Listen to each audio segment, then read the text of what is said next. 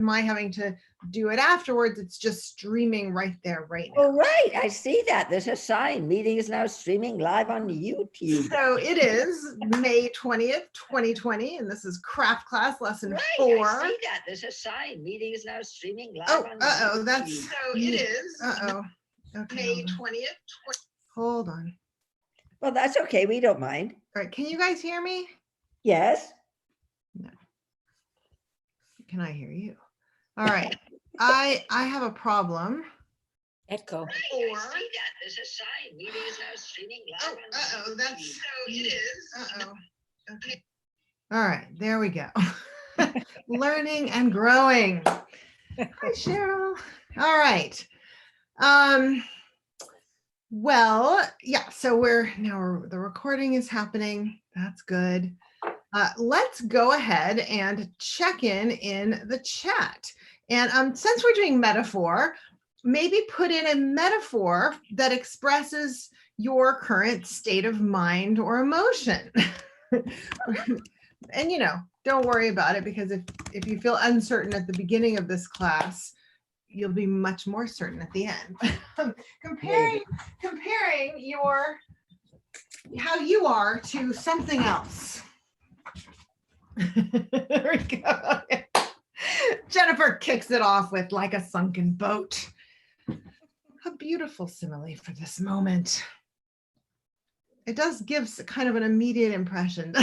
It's like, I'll have a drink. It's a watery world. It is a watery world, in fact.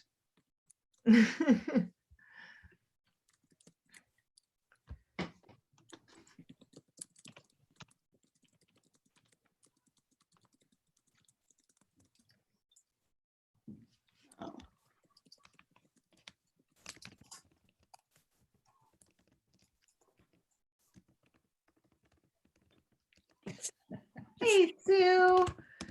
We are doing metaphors for how we feel our state of mind right now in the chat. Okay. Metaphors. Got it.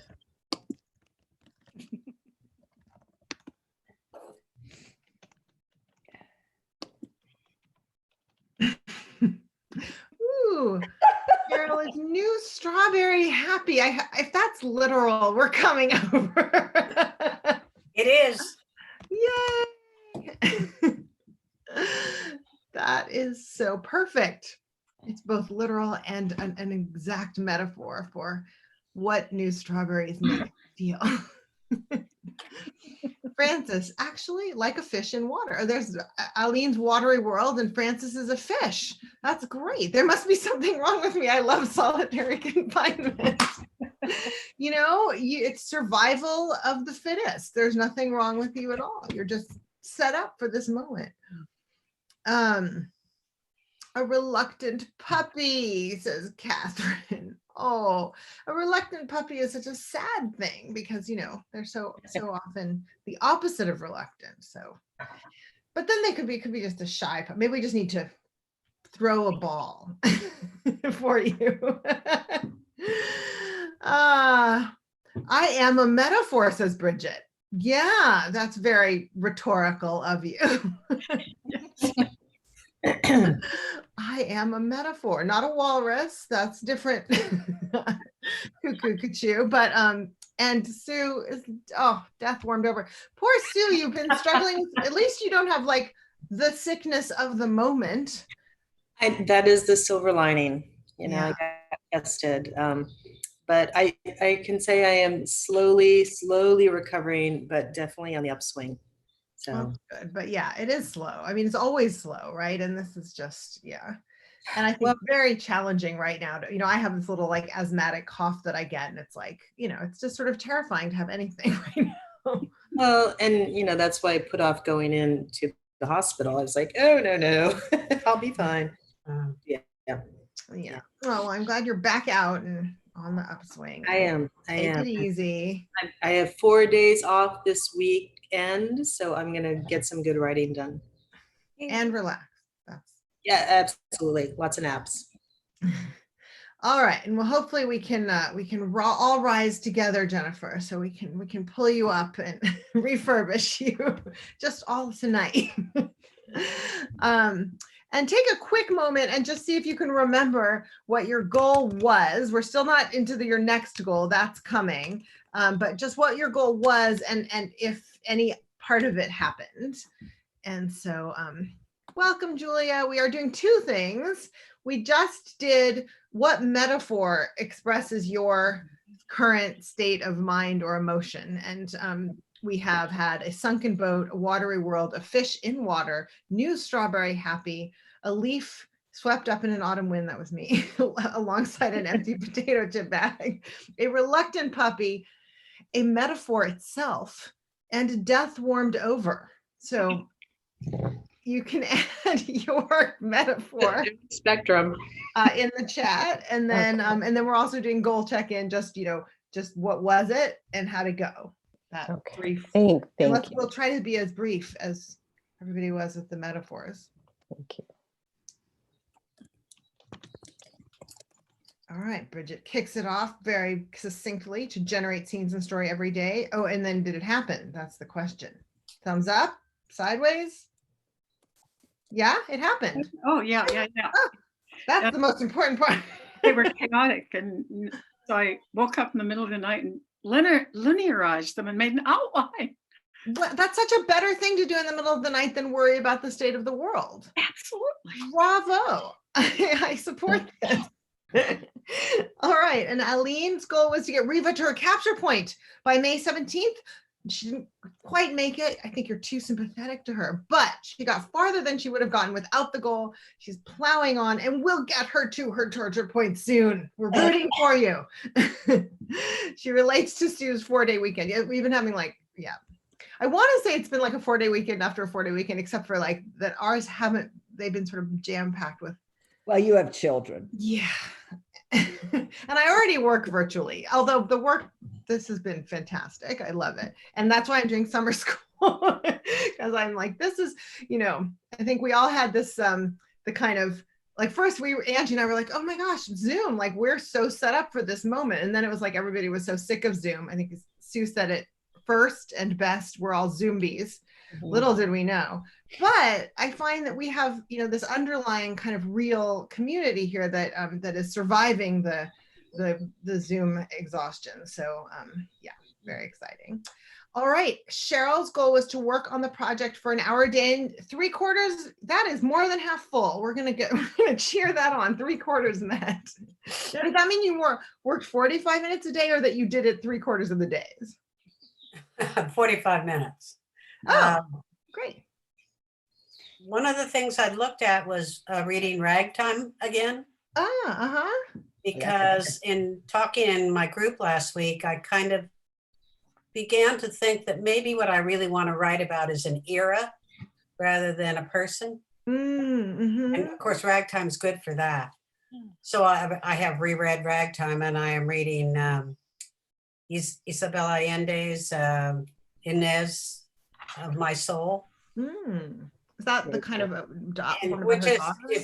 it's about a conquistadora in Peru who goes to Chile, and it's kind of the same subject I'm writing about, but it was really helpful to read those books, and I thank everyone for reminding me of them. Oh, wonderful. Fantastic. Well, that also counts as your writing time. So you actually far exceeded.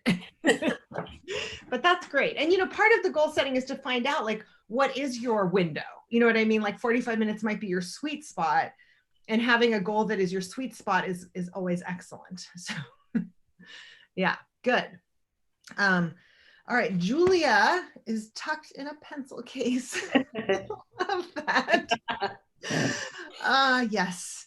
And she didn't have a goal, which is fabulous, and is writing a short story. Amazing. Fantastic. All right. It started last week in craft. Oh, good. Yeah. Oh, good. It kept going. Excellent. I love it. Sue says, I did say post-hospital release that I would write both Friday and Saturday in my group Zooms, and I did on Friday. Great. Also made it into my office to retrieve a backup drive so my scripted manuscript is not lost. Yeah. That's good too. Very heartening. Yes. That all counts. Yes. Excellent. And yeah, and getting out of the hospital, always good. That counts too. Big. That was big. Yeah. Yeah. All right. Catherine says, I've been setting so many goals, but the one I've been working on, which is always good to notice, is on a complete matching of my 72 scenes with my sequences and scenes. Oh, good. So you have your scene list and then the reality, and how do they mesh up? Good. That's great. Great stuff. Excellent. Francis's goal is to cook all the produce that arrives weekly in my imperfect produce box. To cook another recipe in my I always wanted to cook that list. Well, that's awesome. This is it. It's like when life hands you bruised lemons, make lemon bundt cake. Excellent. All right. Beautiful. We're ready to dive into metaphor. Okay, so my question for you is, why would we use metaphor? I'm going to just unmute everybody, which won't entirely work if you muted yourself, or if Zoom doesn't feel like it, it won't unmute you. But why would we use metaphor when instead of just description? Colleen. I think there are two reasons. First of all, we relate to things better when we compare them to something else. And when you use a metaphor, whether it's in simile form or metaphor form or whatever, you give people another entry point. And I think the other reason is that it heightens whatever's going on in a scene. So we relate. So I was going to say, when you said we relate to something compared to something else, I was going to say why. And one of the reasons you gave is it gives us another entry point, right? So if we don't understand the thing directly, we might understand the thing it's being compared to, and they'll kind of illuminate each other, right? The two different things. So we might understand one or the other entry point. And then what was the second thing you said? I'm also looking. I think it heightens the impact of a scene if you can do that. I mean, I didn't do it very well in my last BIAY submission, but I have seagulls in my scene that are looking for anything edible in the flotsam of this ship. But the truth is, my characters are also looking for things that are edible, how we survive. And Mm-hmm. I need to work on that metaphor so that it's not on the nose, but it does come across a little more. Mm-hmm, mm-hmm. That makes any sense. Yeah, Bridget. Oh, Why do we use that metaphor?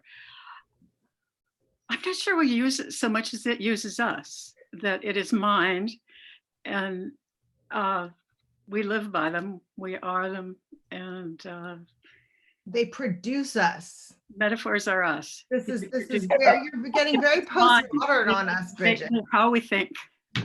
They're mine. Yeah. We think by metaphor. Well, and yeah, and I'm going to circle back to that. Sorry, what were you saying? We think by comparison. Mm-hmm. And I want us all to take that under advisement and consider it through the week. Do we think by comparison? I agree with you, but it will be interesting to observe ourselves. Jennifer. I think metaphor helps to evoke the senses, and that makes our writing more sensual. Absolutely. Or any of the senses. Yeah. Yeah. So description does that, but then metaphor can sometimes get in, as we'll notice, like in more abstract places or more emotional, like sort of places where we're trying to get an emotion and then reattach it to the concrete things, which are very, experiential. Also, in line with the sort of we are metaphor, or we think in metaphor, story functions in part as metaphor, right? So we experience the literal story, but part of why we go to story is because we think that this person's situation might compare to ours or to humanity in general, is just something we can learn, right? So we apply this sort of specific situation to ours or to something more general, to something else. So we kind of learn through story by thinking of it kind of metaphorically. It definitely, it's a way to teach, right? It's a way to explain something, and I think it's also can be a way to argue, right? It's so, explain, but sometimes if you might be explaining in the heat of a moment, by saying, well, it's like when I do this and you hate that, right? Or whatever, right? So it's like this, And I'm going to try to explain it in terms you understand, or it's like baseball. It's like cooking. It's, you know, so we do it to try to kind of, yeah, like hook the person in and you know, and reel them in, right? And that's sort of hidden metaphor. Dead metaphor, which Angie and I talked about on a podcast a few times back, is where it's become so much a part of the language that we don't even think of the metaphor anymore. So like time is running out actually refers to an hourglass. But we don't necessarily conjure an hourglass when we say, you know, I'm running out of time. But it refers back to that. So it's become dead because we take it means something literal instead of metaphoric. So anyway, we'll also see a few other examples of kind of what's the word I'm looking for? You know, rhetorical language. Now I'm like losing my mind here, but figurative language, that's what I'm looking for. So I'll sort of point that out a little here and there, and feel free to also point it out. Okay, the way that I organized this was first looking at some metaphors that describe character, and then place, and then concepts. And then for the alternate week exercises, some exchanges given in metaphor and some emotions conveyed through metaphor. So I kind of just looked at those. And so I have several for each category. And I encourage you, this is, now the rule for the class is to write. That's it, right? So whatever I encourage you is a suggestion. But this is a class where it can be kind of fun to do multiple short, you know, like a line or two of a metaphor and then try a different way. Or so, you know, we'll look at character, describe one character metaphorically, and then maybe describe another one if you have time in the short writing window, rather than like diving into a hugely metaphorical scene. But it may be that the metaphor just sparks you and you write, and that's fine too, right? However this works for you, whatever you need from the evening and the writing is great. But this can be a fun one to do multiple short efforts. All right, so let's dive into character. The first example is from The Great Fire by Shirley Hazard. And this is a sort of a third person omniscient narrator. A lone elderly man in a pale suit, cast adrift in an armchair, had clearly never belonged to anything other than civil life. Frail, gaunt, small, he looked civility. A crumpled linen man, a crumpled cast of a man. So what are the metaphors here? What do we see here as a metaphor? He looked civility. I love that. He looked Never thought about that use. Yeah, very British kind of, I think. Good. What else? Cast adrift. Yeah, so this is the verb, right? The verb, he's cast adrift in an armchair, which is just, isn't that fantastic? So, but what does that suggest? What does cast adrift suggest other than armchairs, or in lieu of armchairs? Unanchored. A boat, unanchored, a raft, right? So we're sort of seeing him cast adrift. And then we have actual description: frail, gaunt, small. And then where else do we have metaphor? Well, he's alone. Mm-hmm. But there's like adjective metaphors here. Crumpled linen man. Crumpled linen man. So this, I think, goes beyond just suggesting he might be wearing crumpled linen. He himself sort of is crumpled linen, right? That crumpled linen is sort of compared to him and gives us a sense of him. And then what else? Crumpled cast. Crumpled cast, right? So a crumpled linen man, a crumbled cast of a man. So using verbs and adjectives that are metaphors to give us a really, and like Jennifer said, like it's very sensate, right? Those are very like sensate images, and they I think really paint a picture of this character. There's another metaphor, paint a picture. But Crumpled and crumpled, acoustic, with the B and the P. Yes. where? In crumpled and crumbled. Yeah, Yeah. it's kind of playing with that. Yeah, I like that. It's almost like the word is crumbling away somehow. Yeah. Yes, you can hear it. And then the next two are two different ones from Nothing to See Here, by a novel by Kevin Wilson. This one, I had pegged Carl as a cop, but now I reconsidered. He seemed like one of those faceless suits in sunglasses who tracks down E.T. He was the bad guy in an 80s movie. So, faceless suits is synecdoche, right? It's where, which is where the part stands for the whole or the whole stands for the part. So when we say faceless suits, we recognize that he is not sort of an empty suit, or but that this idea of a suit is standing in for a whole kind of person, and faceless also illuminates that. He was the bad guy in an 80s movie, so it kind of, the metaphor is like gives us a role, like what role would this character play, right? Like how would they be cast, right? Elizabeth, Okay. Yeah. is that limiting though for people who don't know the 80s movies? I mean, It could be. I mean, first of all, who here like doesn't know the reference to ET at all? I mean, be honest, because you're all literary. Maybe you were reading Moby Dick for the 5th time. We're all older. I mean, okay, who does know about ET? yeah. Yeah. I mean, there's a real age range here, though. What, Sue? I don't remember the bad guys in ET, but I get the 80s, all that. Yeah. Right. So we get cop. But here's the other thing, and actually you're getting at something really important, which is what it actually gives us is the narrator as well, because these are her points of reference. Mhm. And this is really important. So in the Shirley Hazard one, we have this kind of this omniscient narrator who can say these things, who can play with the sound of crumpled and crumbled, who can say he looked civility, we're getting deeper into the sensibility of this omniscient narrator. With this first person character who's pegged Carl as a cop but is reconsidering, we're actually getting her, right? So you can imagine if you overheard her saying, he looks like one of those faceless suits and sunglasses who tracks down ET, you have enough there's in that sentence that even if you're not totally sure of all the references, you get it, but you also get her.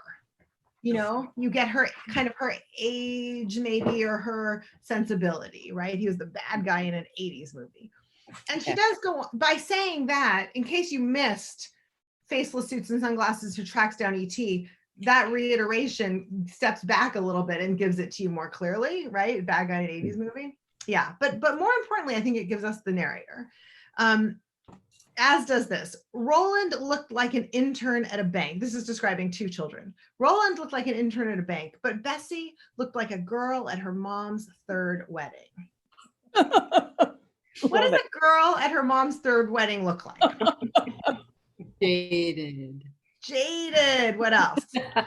Pretty bored and blasé. Disgusted, maybe. Yeah. Cynical. What?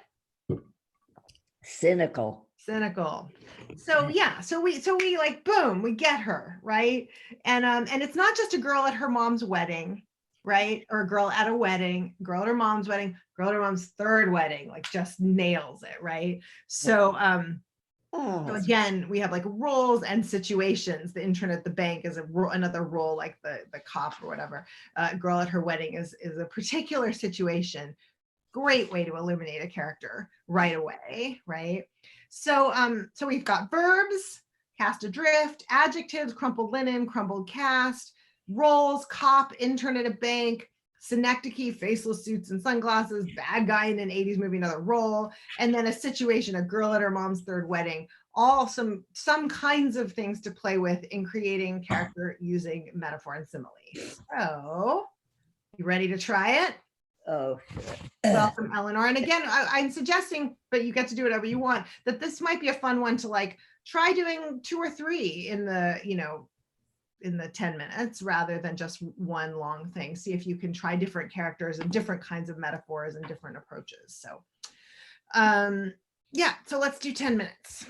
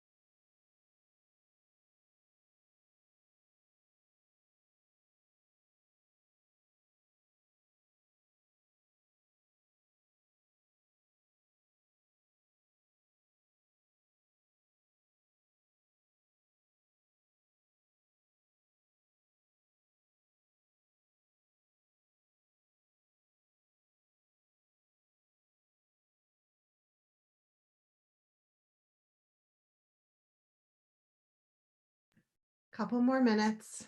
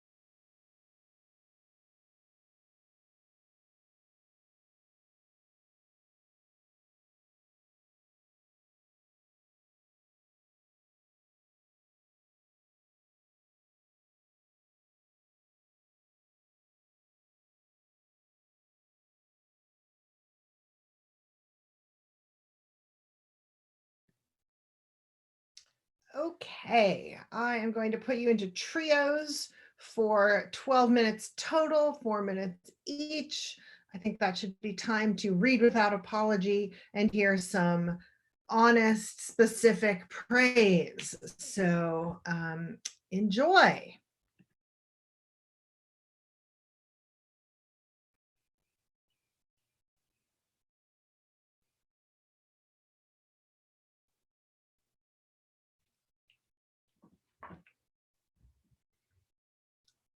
It should whisk you away. It has not whisked you away. Not whisk me. Maybe I'm like the uneven person. No, you're there. That is so odd. I used to think you had to do something, but it usually just whisks you away. Hmm. Huh.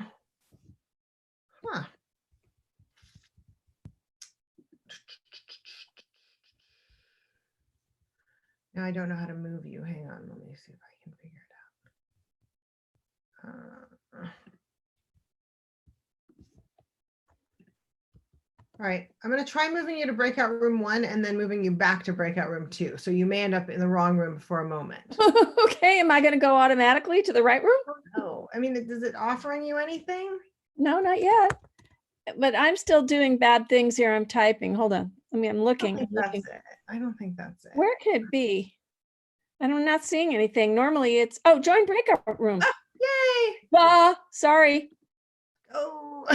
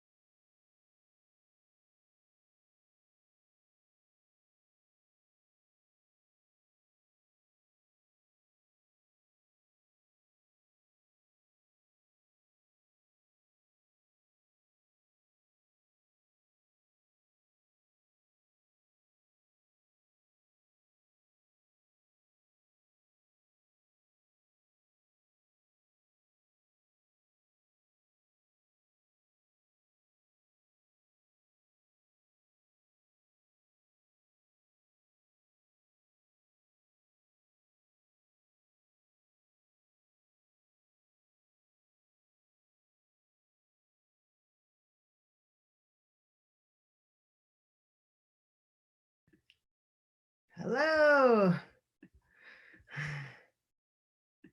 It must be so fun to see everyone pop back up It in the is like driver's I'm seat. whisking people through time.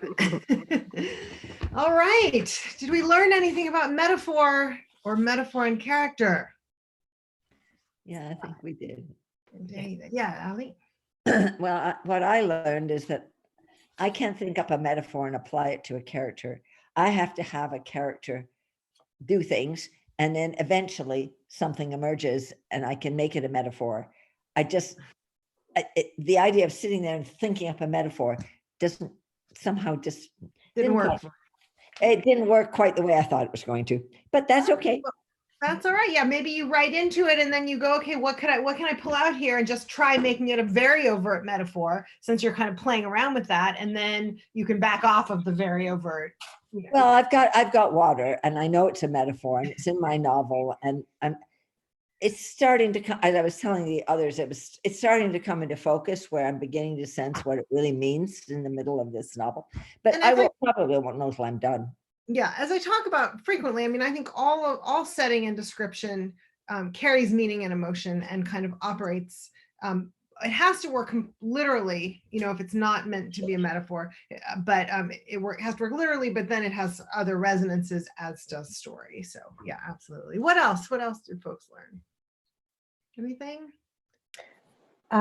Yeah, in Eleanor did 3 characters, and who she's working with already, I think. What was striking was how much it's like in a screenplay or a script where you're getting that first introduction to a character and it's super visual.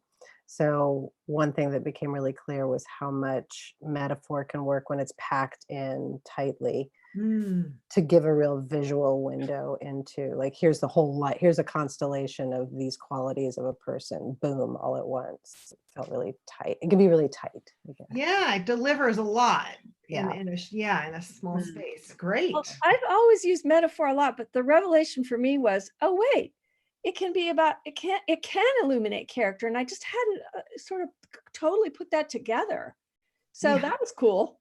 That is very cool, and both the character being described and the character describing, if it's a point of view character. Yeah, true. Yeah, good, great. All right, anything else? Well, one thing I learned from Catherine's description is that a very visual description, and hers was longer, it was of one character, can create an atmosphere or a feeling, and that was cool.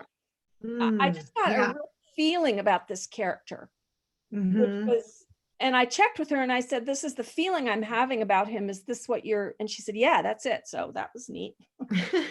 Yeah, yeah, that's great. I mean, that's what's so interesting, is to see what works. Even with these, it's like Shirley Hazard, obviously she's a great writer, and she does this thing, she has the crumpled linen man and then the crumpled cast of a man. And so, in editing that, one might be tempted to say, well, those are sort of slightly different, or, but there's this whole rhythm of the language and something about feeling around for the right metaphor that is sort of crumbly in and of itself. So it's just like, it works in a way that, like, I think sort of an MFA rule might be, don't do that. Right, but actually you see it a lot when you actually go looking. And even, Roland looked like an intern at a bank, but Bessie looked like a girl at her mom's third wedding. Those are, you might think of that as like a mixed metaphor, but the whole point is they're these twins who are very different from each other, right? So the difference is sort of part of the point. And so mixing the metaphor strengthens what the author is trying to do there, and the character, what the character's noticing about them. So I really think, as we learn again and again, it's whatever works. Correct. Is allowed and encouraged. Yeah. All right. Well, let's do some about place then. And so I have one more from Nothing to See Here. So does he come up again? No. All right. But Nothing to See Here. The whole place felt like Sesame Street mixed with a mental health facility. But it wasn't bad. It was clean, like someone had designed a scientific experiment, but inviting enough that I could live in it. So Okay, so first of all, this is what we call a mashup, right? In music or whatever, or in, a little bit like, it reminds me of those kind of the Hollywood pitch idea, like it's a cross between this and this, right? And the humor in it is the unexpected juxtaposition of Sesame Street and a mental health facility. And then, so the commentary, but it wasn't bad.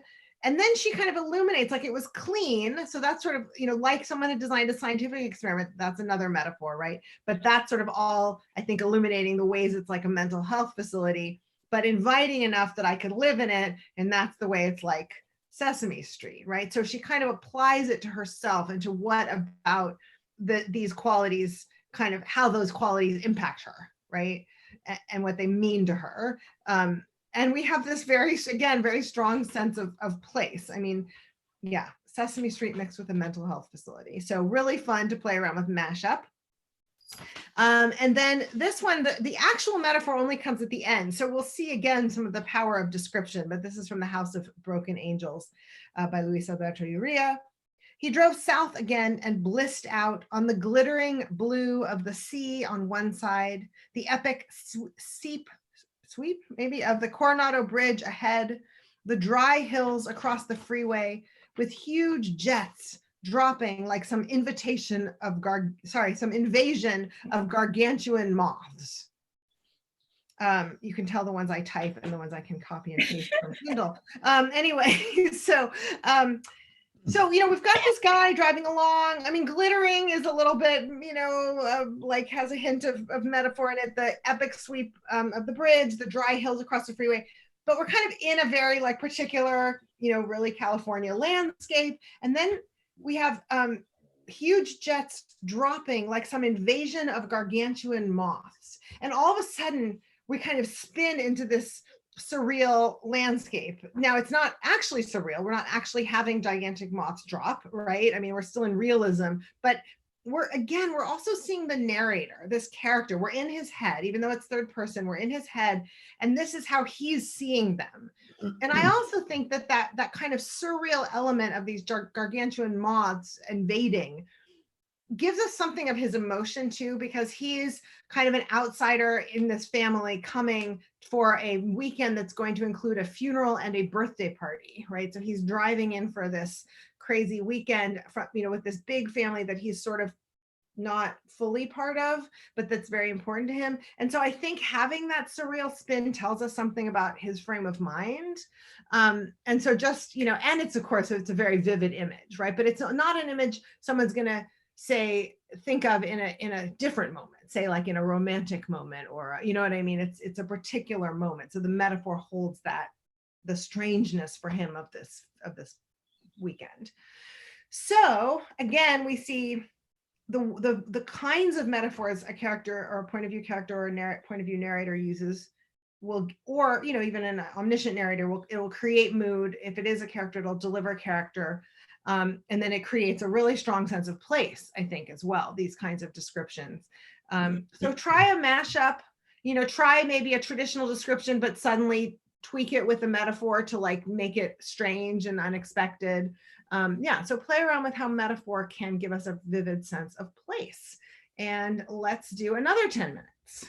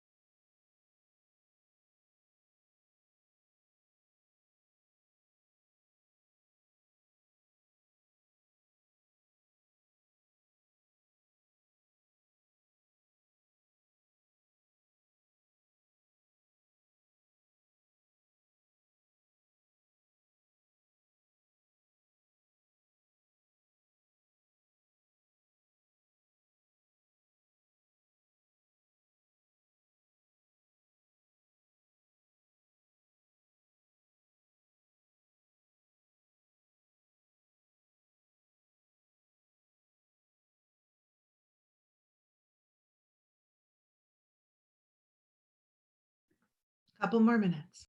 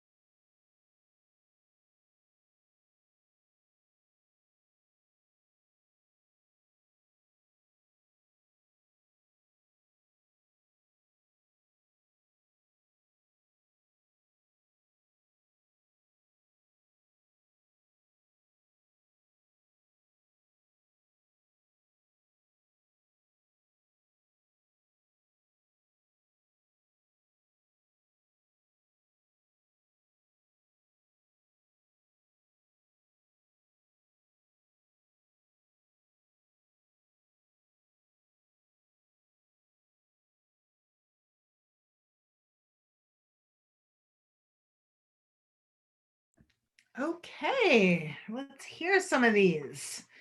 Anyone want to jump in and find out what you wrote? Remember, this is rolling back up again. All right, Catherine, fabulous.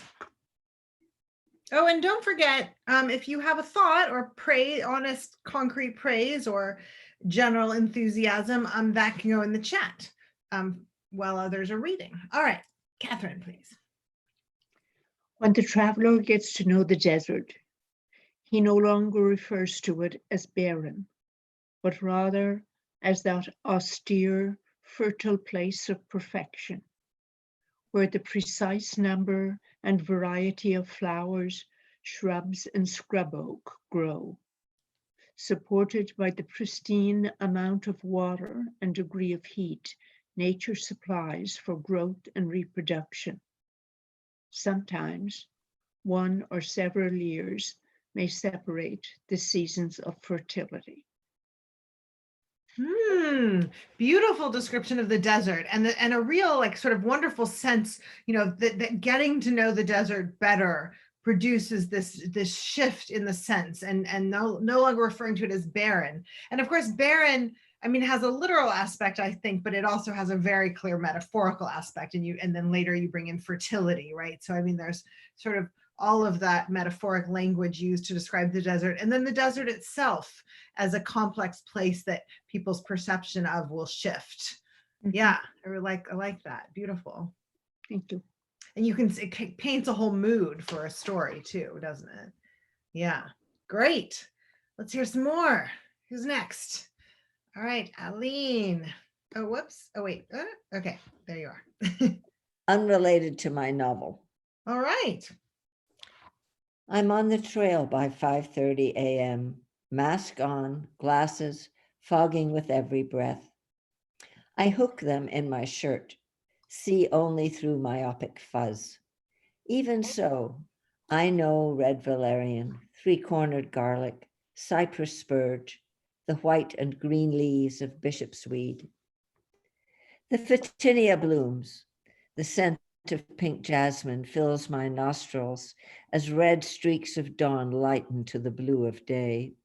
The wind picks up, stirring the leaves, blurring my sight even more. The air is clear, clearer than I've known all the time I've lived here.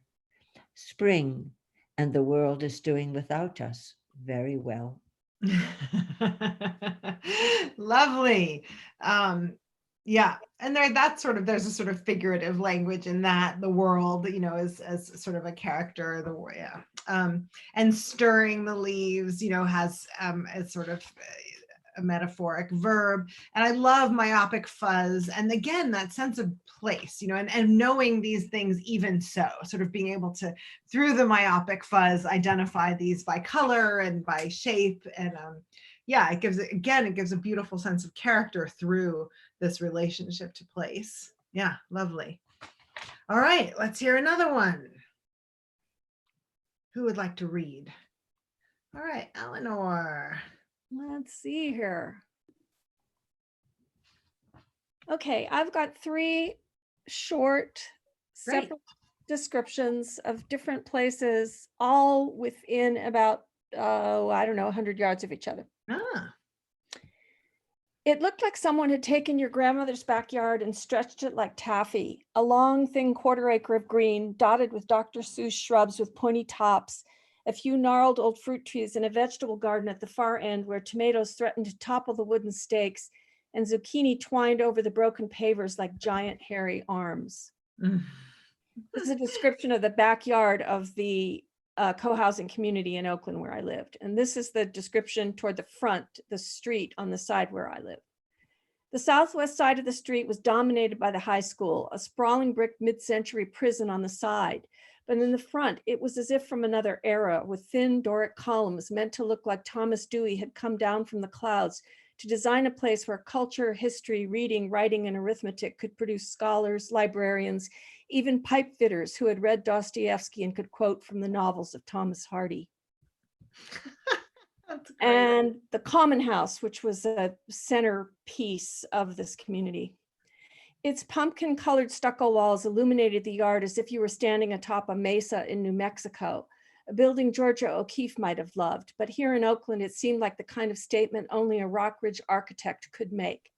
Hip, with concrete wash floors and birch cabinets, shiny stainless steel appliances, and eco-friendly everything, down to the dish towels and natural sponges. Oh, they're wonderful. Again, you get a great sense of the character's insight and wit, from like your grandparents' yard stretched like taffy is great, right? The Dr. Seuss shrubs, those tomatoes threatening to topple. What were the giant hairy arms? The zucchini. You know how zucchini has fuzz on it? Totally. Yes. The things that grow. Yeah, so really, it creates a very specific kind of mood and magical, topsy-turvy kind of place. And then this like dominating, prison, but then this Thomas Dewey coming down from the clouds. And I love that it goes through all these different people who are getting educated, even the pipe fitter who can quote Thomas Hardy. I mean, it just gives us such a world. And then the sort of mesa, the Georgia O'Keeffe, but now it's the Rockridge architect and the eco-friendly everything. It's just great. It takes us so many places, and yet it's very coherent, and because we're seeing this character in this whole world. Yeah, really fun, really fun. Great. Another one more? Anyone want to read? All right, Julia, and then Frances. Great. Julia, will you unmute? It's not letting me. Yeah. 2 hours later, the rental car opened up on the southbound highway, as if really feeling itself for the first time in a long while, finally able to really let itself go. First through boxy suburbs on its wings, then widening out through tracks and fields, corn and corn and corn again. It felt to Allison so good to be in the Midwest again. The summer air so dense, as if sky might be architecture, thick, columnar, and stoic. Sorry, thick and what? Columnar? What does that mean? Like a column? Yeah.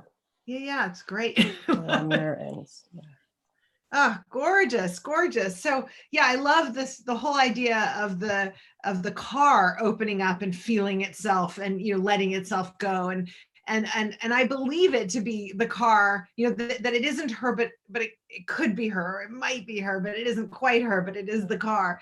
And then corn and corn and corn again is wonderful. And I love that it's followed by, how good it feels to be in the Midwest, right? Because you could think like of monotony. There's something about, corn and corn and corn again, and then there's sort of a spin on it being this kind of great thing. And then that the sky might be architecture. That whole passage is gorgeous. Yeah, fabulous. Thank you. And again, it does so much kind of heavy lifting, to use a metaphor, to kind of to really bring us fully into character and place in this wonderful way that feels like there's something to make sense of there. And I think that actually we want that in story, that we want to know that we're being fed things, but that that we're puzzling them a bit, Yeah. Great. Thank you. All right, Frances. More plants. It's a plant day. She loved the way the tips of the orange carrot roots and the red radish roots and the purple beets revealed their vegetable identity.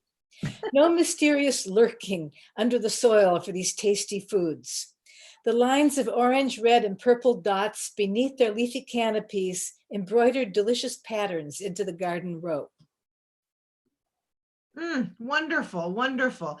So I love the repetition of roots, and I mean, there's just so much voice in this vegetable identity, right? That gives us a particular voice. There's, somebody who will say that and somebody who won't, right? And so we get character through that voice. And then I think you said no more lurking, right? So that sense of, that they were lurking, but now they're there. And then embroidered is a wonderful metaphor in that too. Yeah, fabulous. Thank you. See, everybody's paying a lot of attention to landscape right now, like as if you're just staring at the same thing over and over, and it's doing great things for your writing. So, and don't forget, those of you who read, to take a peek in the chat, because you've all got notes from other people besides my verbal ones.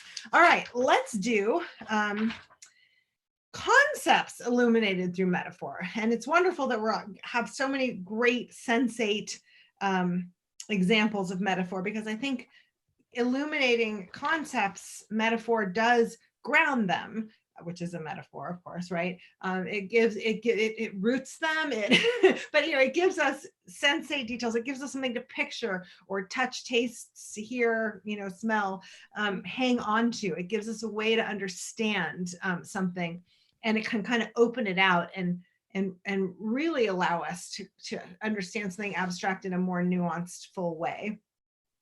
As, for example, with Colson Whitehead, he won a Pulitzer Prize for the Underground Railroad, and then just recently again for the Nickel Boys. And in this Pulitzer Prize winning book, he says, "Truth was a changing display in a shop window, manipulated by hands when you weren't looking, alluring and ever out of reach." And so isn't that great? Yeah, I love that. So first of all, a changing display in a shop window. It's something we can picture vividly, I think, right away. So we have an image, but then it goes on, what is a changing display in a shop window? So changing, first of all, like, okay, truth is not just a display, but just like Betsy is not just a girl at a wedding, right? Like a girl at her mom's third wedding. So a changing display has already like an uncertainty about it. And then it's manipulated by hands when you weren't looking, alluring, and ever out of reach, right? So it's all of these things. Truth is all of these things. And you can see that it works for each of those things. We don't have to kind of be like, well, how would truth be alluring, or how would truth be manipulated? I think we get this right away, right? So you can see, like, you could be like, truth is like a beach ball bouncing, and it's like, well, okay, maybe. But this does a beautiful job of illuminating many different aspects of truth. And as you can, especially in a moment of slavery, right? Or any dystopic moment in history. And then the other one is from Bernadette Evaristo. This is a Man Booker winning book. And she doesn't have punctuation much. and actually I don't even have the line breaks in here, but it's actually written in kind of a free verse. So hence the way it is. But unfortunately, one or two of her earlier conquests have been harassing her on social media of late, where the past is just waiting to smack you in the face. So here, this past is personified, right? And what is the past waiting to do? Smack you in the face. So it's a very vivid image. It gives the past a whole sort of personality, temperament, intention, danger, and yeah. So I mean, of course, conquests, I guess one is sort of metaphoric, but I think, this idea of the past waiting to smack you in the face, it also gives a strong sense of what social media is like. Yeah, really fun. So illuminating a concept through a metaphor. And even though I was like, oh, what if we said truth was like a beach ball? Well, you can do that though. You take a concept that's important to your story or to you, to something you want to write about, and try it. It's like and maybe it's like something you're observing. It's like a garden, or it's like a kitchen, or it's like a pen, and then start to pull out, in what ways, what does this thing do that's like what this thing does? And are there multiple things that the metaphor does that compare accurately to the concept? Or try personifying something like the past and giving us a sense of how something works, like social media, by having the past lurking around waiting to smack you in the face, right? Or both. So yeah, we'll just do another, let's do 12 minutes. Let's just luxuriate in metaphor. Where are we on time? Because we go till 8:15. Let's do 14 minutes. That'll be perfect.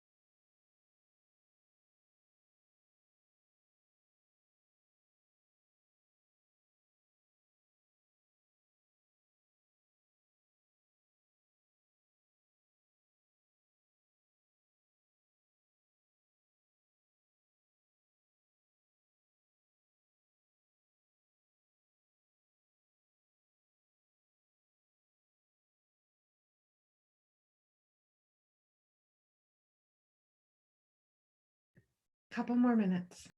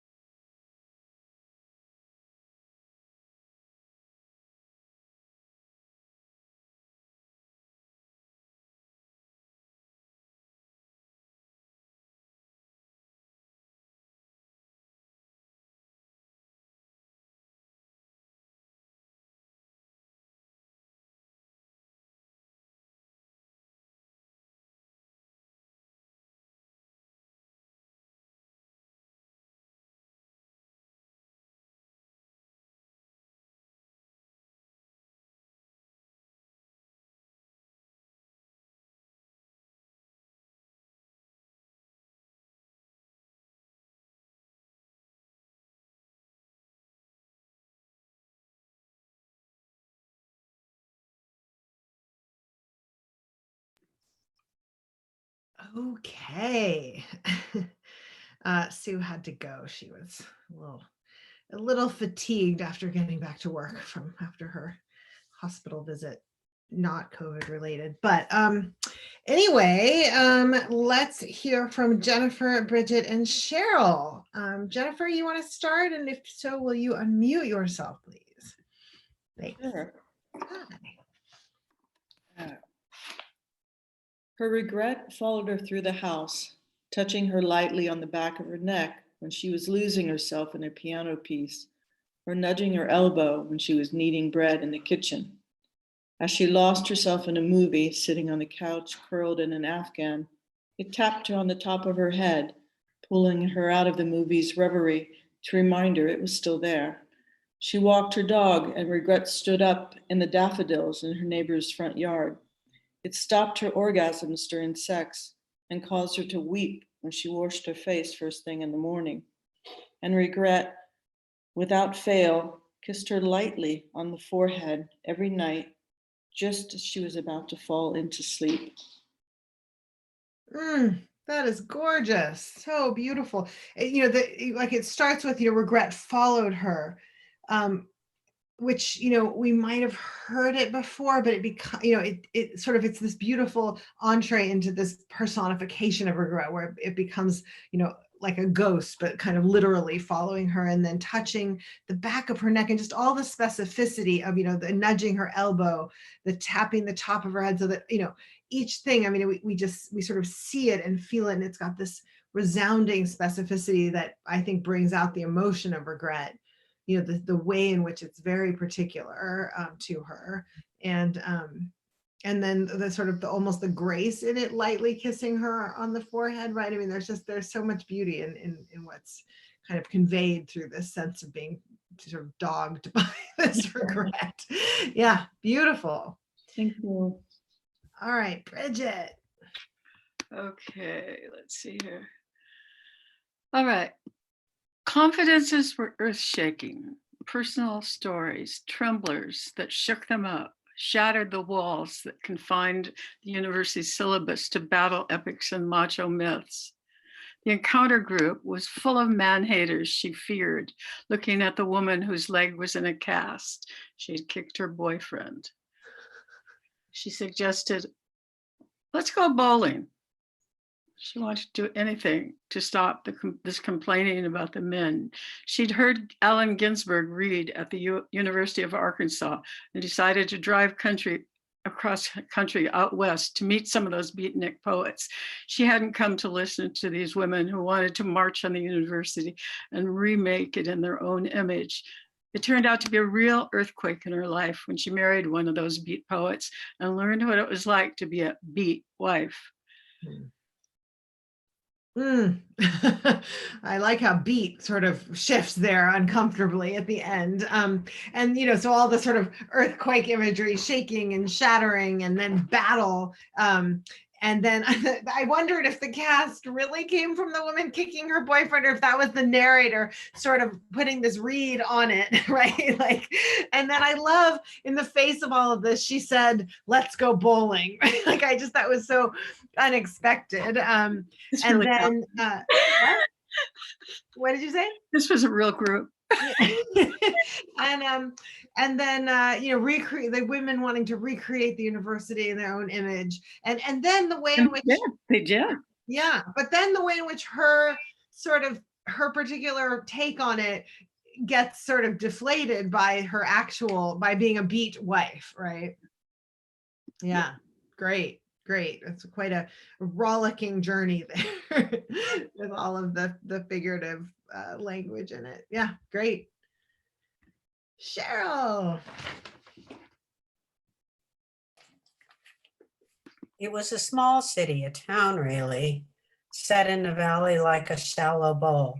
3 sides active volcanoes, the 4th side the pouring lip of the bowl, a narrow road through a mountain pass.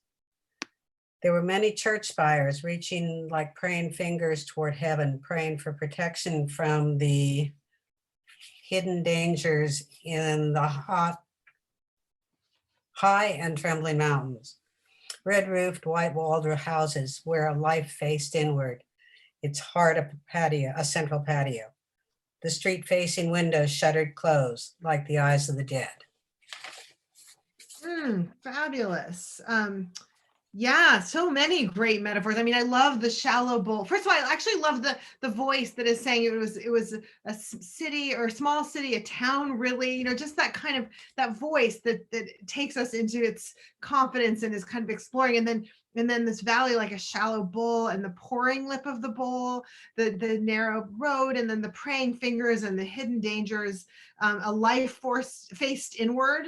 Right, the heart a patio. I mean, it's just, these are all metaphors, right? And then the shuttered eyes, the eyes of the shuttered dead, or whatever, however you said that, was beautiful. Yeah. So again, it gives us such an emotion to the landscape, and kind of I mean, it creates a vivid picture, but it also is that, we're piecing together, and it means something more than just the vision that we're seeing through these images. Yeah, beautiful.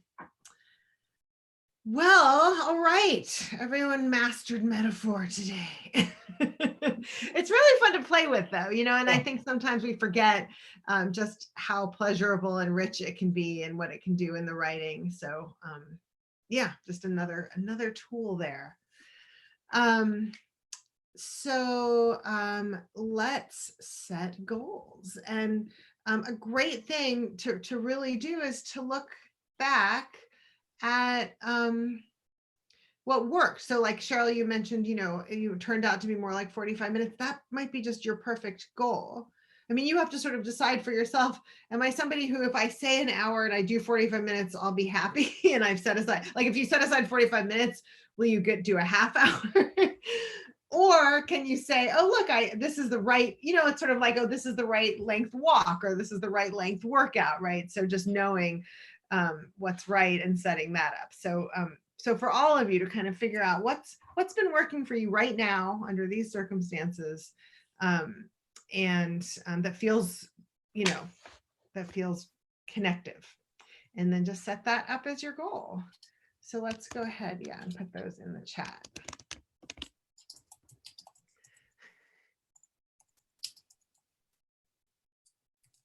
Yeah.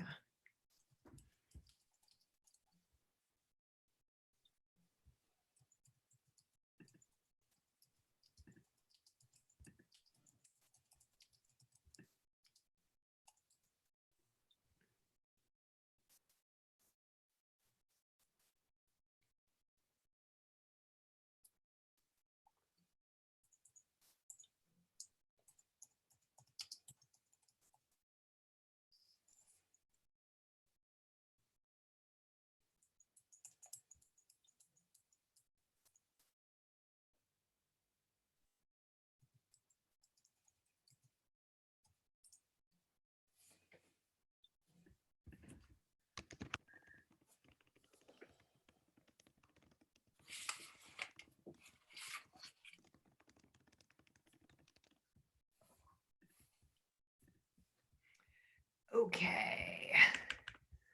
Let's see. So Aline is hanging on to that goal of getting Reva to her torture point and has divided the novel into sections to create goals to the finish line. Great. Imperfect though they may be, that is the secret to everything. And it seems to work for you. So carry on. Excellent. Eleanor, relook at the opening 5 chapters of Co-opted. See where I can incorporate some of what I wrote tonight. Fabulous. Julia, to try writing in the morning when I wake up, aka morning pages. Yeah, I love the morning for writing, but it doesn't always work, you know.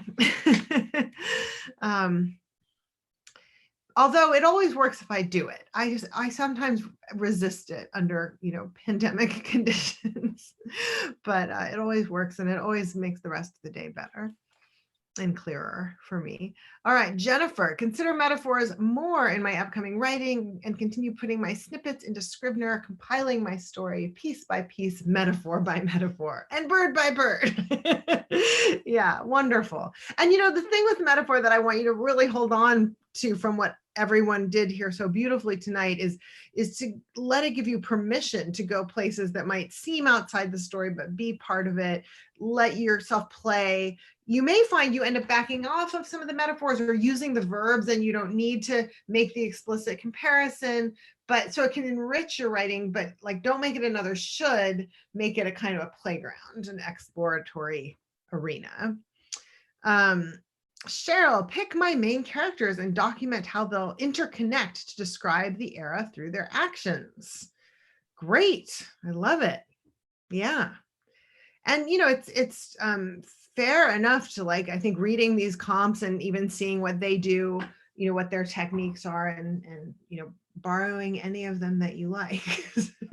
Definitely fair play. So cool. All right, Catherine, as I reread the manuscript, mark and insert some of the craft skills we are studying here. Beautiful. Frances, still doing research and reading. How lovely. Sharing 1 scene a week with my group of 3 for book in a year. Great. Read the first 5 minutes of my book as a work in, did you do this? Oh, you did this last Saturday or you're coming up? Sorry, what, you're muted. It won't let me. Next Saturday. Oh, how exciting. Yeah, great. There's nothing to give you clear eyes like having to read your work out loud. Right? For the Northern California Historic Novelist Zoom. Fabulous. That's exciting. And Bridget, what's working is to write every morning, immersing herself in the manuscript and generating an ever larger word count. Fabulous. Well, good.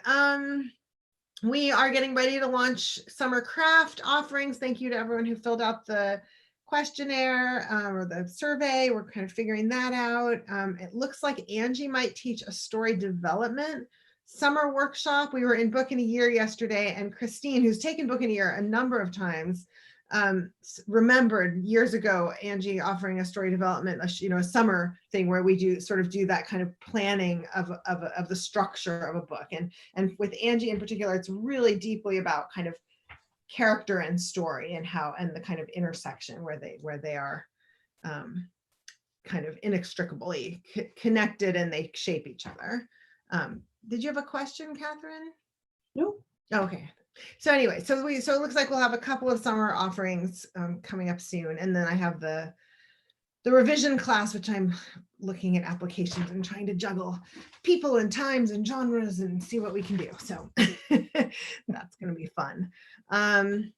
And just great work. It's always such a pleasure to hear everybody's wonderful writing and to go traveling outside of my little realm here and into your imaginations and memories. So thank you so much. Next week will be alternate with the 2 on the back of this handout, and then we'll do lesson 5, and then we have another week off, and then lesson 6. So we're just still a ways to go, even as we look to summer. So, all right. Well, I hope you have a fabulous week. Thank Stay you. safe despite despite everybody else, and yeah, enjoy. Thank you. Thank Bye, you. everybody. Right, Elizabeth, thank you. Thank you, Elizabeth.